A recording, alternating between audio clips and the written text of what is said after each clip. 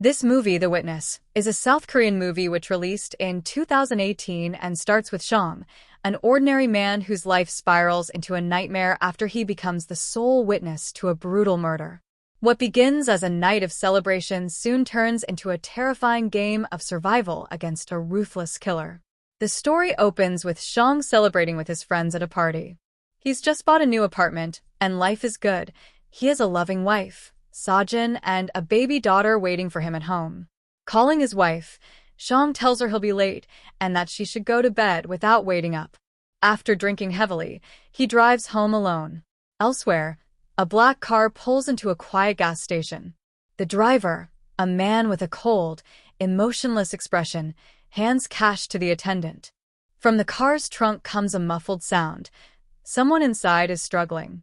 The attendant looks suspicious, but the driver turns up the radio, drowning out the noise. Hidden in the trunk is a terrified young woman, bound and gagged. The man is a psychopath, and she is his next victim. The killer drives to a secluded forest and starts digging a shallow grave. Hearing the scrape of the shovel, the woman frantically loosens her ropes and frees her hands.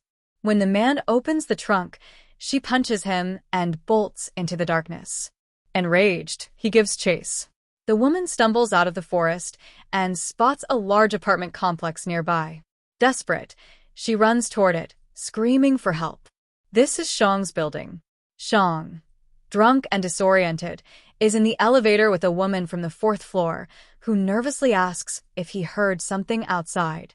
Shang shrugs it off and goes to his apartment on the 6th floor.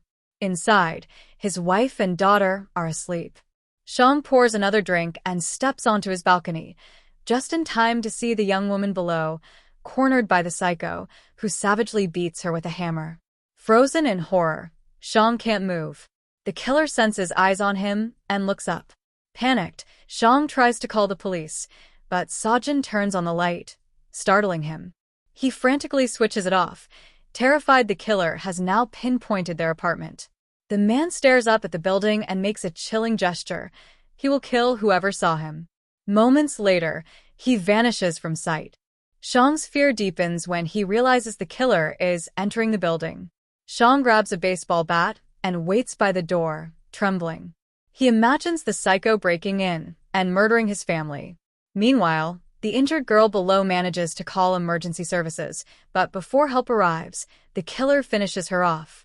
The next morning, the building is abuzz with fear as residents gather around the crime scene. None are more terrified than Shang, who knows exactly what happened. But he keeps silent, haunted by the killer's threat. Shang's paranoia intensifies. At work, he receives no relief. Even a harmless encounter with a mentally unstable boy named Chola, who lives on the 4th floor, leaves him shaken. Worse, the killer is already stalking him, photographing him from afar. Detective Jab is assigned to investigate. Despite the lack of CCTV footage at the crime scene, Jab is convinced a witness exists. He interviews residents, but no one admits to seeing anything. Only a little girl recalls hearing screams around 2 a.m. Shang considers sending an anonymous email to the police but deletes it each time, torn between his conscience and fear for his family's safety. Jab reconstructs the timeline. The attack likely began at 2 a.m., but the girl called for help around 4 a.m., meaning she briefly regained consciousness before being killed. This detail makes headlines, terrifying Sajin, who has also been receiving eerie silent phone calls since the murder. Then their family dog vanishes. Shang realizes the killer is not just watching him, he's controlling his every move.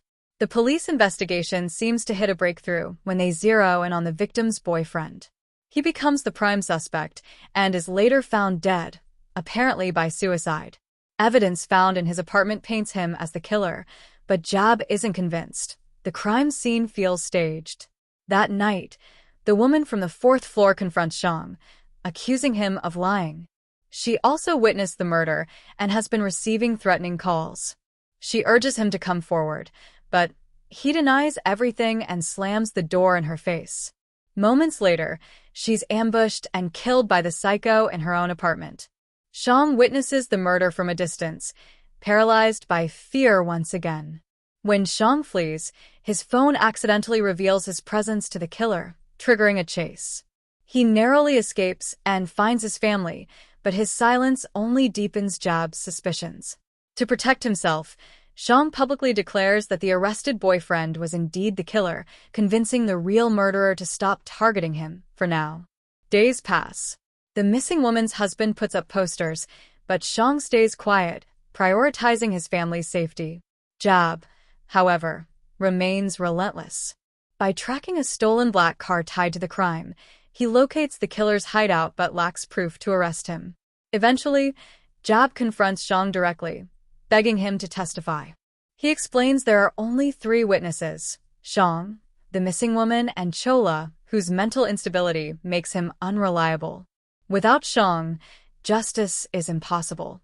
Shang refuses, but when Chola is gravely injured after encountering the killer, Shang breaks down and confesses everything to Jab and his wife. Encouraged by Sajin, he finally agrees to testify. Shang's statement gives Jab the green light to act, but the killer is already one step ahead. He booby-traps his apartment, injuring several officers before vanishing. Shang's fear returns tenfold.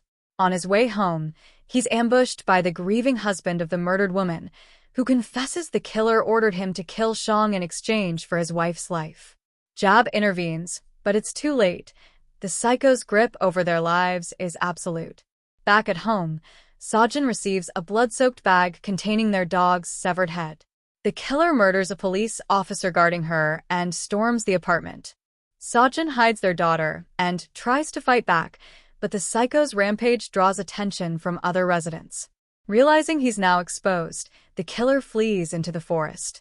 Shang arrives just in time to find his family alive, but he's consumed by rage.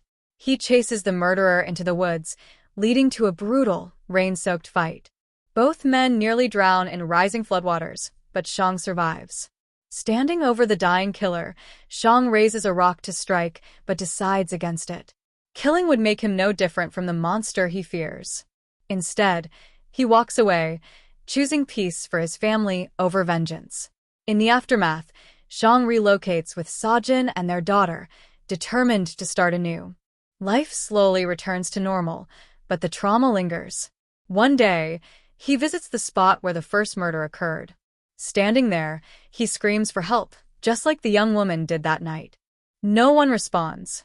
The chilling silence reminds him how fear kept him frozen and cost innocent lives, but he also knows he is broken free of that fear. And the movie concludes.